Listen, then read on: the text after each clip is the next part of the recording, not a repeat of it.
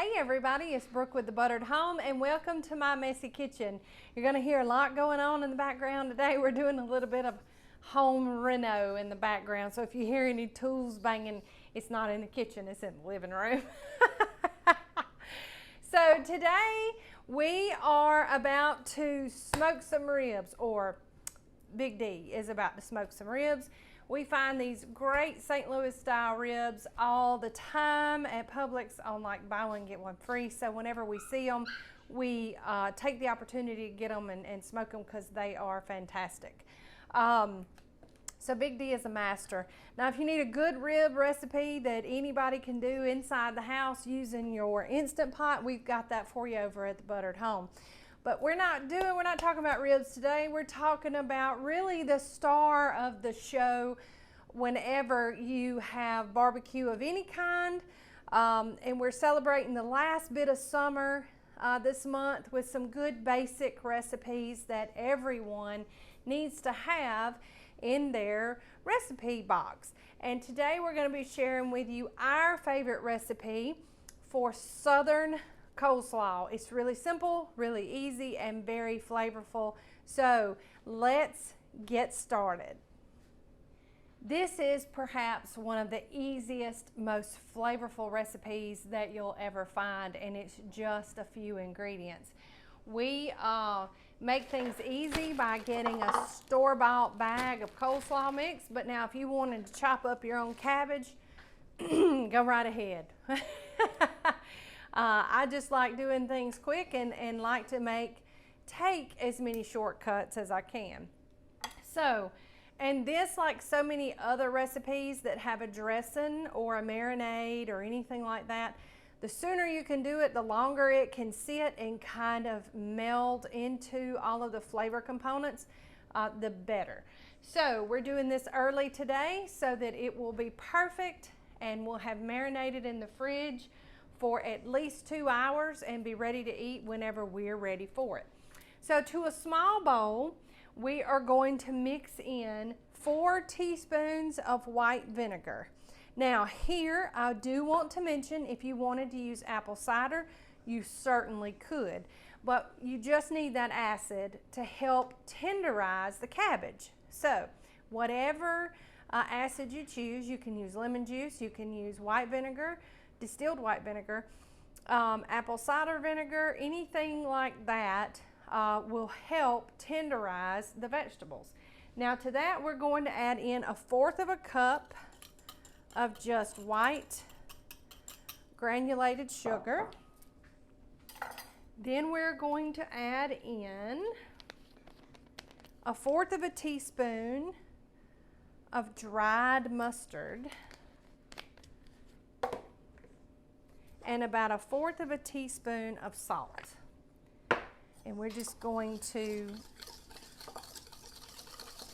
just kind of mix that together until that sugar is just about dissolved. And the acid in that vinegar breaks that sugar down pretty quickly. And of course, the longer it sits, the better it gets. Now, at this point, we are going to add in 1 cup of mayonnaise. And we like Duke's. Duke's is good and zippy. And you could also do a healthy swap here and add in some unsweetened, unflavored Greek yogurt as well. And we're just going to kind of whisk that together with the vinegar and the mustard and the sugar.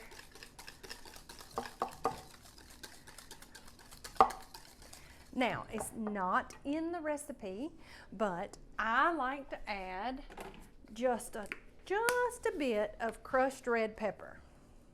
Now, if you like a little spice, the crushed red pepper, I would say maybe 1/8 teaspoon is really all you need. So feel free to add whatever flavor components that your little old heart desires to this dressing recipe. Now I'm just going to taste it. after I spill it everywhere. Ah, it's perfect. You've got the sweet, you've got the sour, all of the things that you would expect in a really good coleslaw dressing. So I like to use a big Tupperware bowl, and then I'm going to put in a 16-ounce bag of coleslaw mix. So roughly you want about 2 cups of a cabbage mix. And you can use a broccoli slaw, you can use a cabbage slaw. Like I said, get creative here. If you wanted to make any variation of this, you could. The recipe really is just for the dressing. So now we're going to pour that dressing in.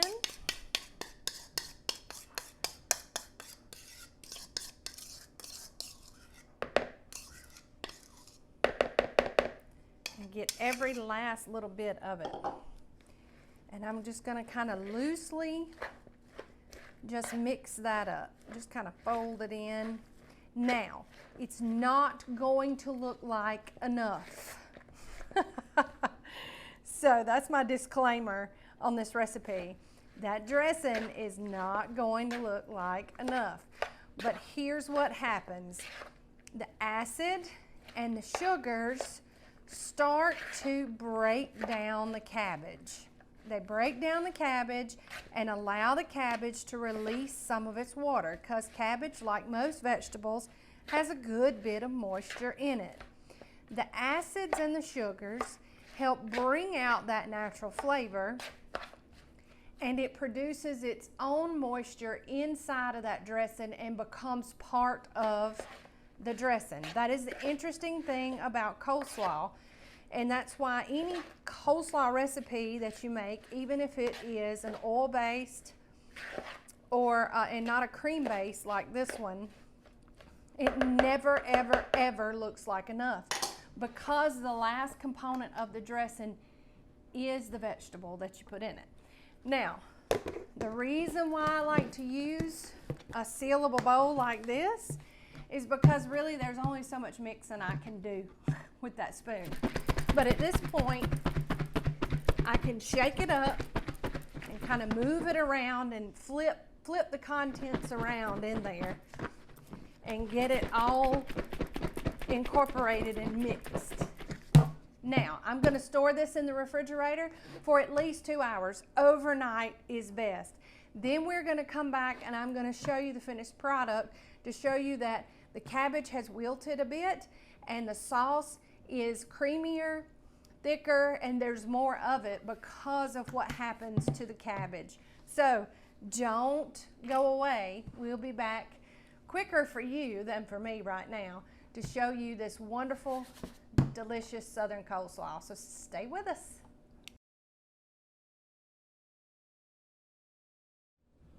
Okay, everybody, we are back. We have finished almost a 2-hour marinade time. I just couldn't wait. I really wanted to taste it and test it, make sure it didn't need anything else. And then we can always put it back in. It'll last a good long time. So here's the big reveal. I'm going to take the lid off, and it's good and messy.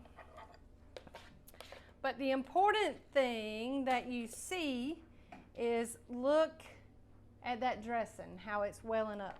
So the cabbage at just under 2 hours has wilted and become part of the dressing. So that is one of the things that makes the slaw taste so good, and that's why if people who've not made slaw before, when they mix it up and they put that small amount of dressing in there, they think, oh, that ain't gonna be enough. So they'll make more, and sometimes they'll put too much, because it's going to always break down. See, look at all that excess dressing, and make plenty, because the cabbage itself becomes part of it, and it makes it a delicious, wonderful thing. Now I am going to turn the camera and so you can see it a little bit better, but look how pretty. And then we're going to talk about all the different things that you can do with slaw. So stay with us. Okay, so let's talk slaw. This is perfect, just like this. You can always dress it a little bit with like some slivered almonds, and I have some, so I may. You can add some more different types of seasoning to this. Really, it is perfect just the way that it is. You can also use that cup for cups sugar replacement like I did on some of the other recipes last month. Instead of regular granulated sugar, I've done it both ways and it tastes the same. This is perfect as a side dish. I mean, it is. But here in the South, slaw has many different uses. People like to put this on hot dogs like relish or like sauerkraut. A lot of people like to use this on barbecue sandwiches. It is also a good topper for any protein-filled regular salad that you're using. You can mix slaw in with a regular green salad and add a different texture to it. Big D and I use a lot of slaw when we cook. So if you find yourself with like some leftover slaw, you can totally strain this and put it on a hot flat top with a protein and cook it and have a vegetable side, because truthfully it is a vegetable side, and we do this with leftover slaw or with just the cabbage mix. So when you think about your coleslaw, I want you to think outside of the box, okay? Because coleslaw can be many different things. But let's taste it and just make sure.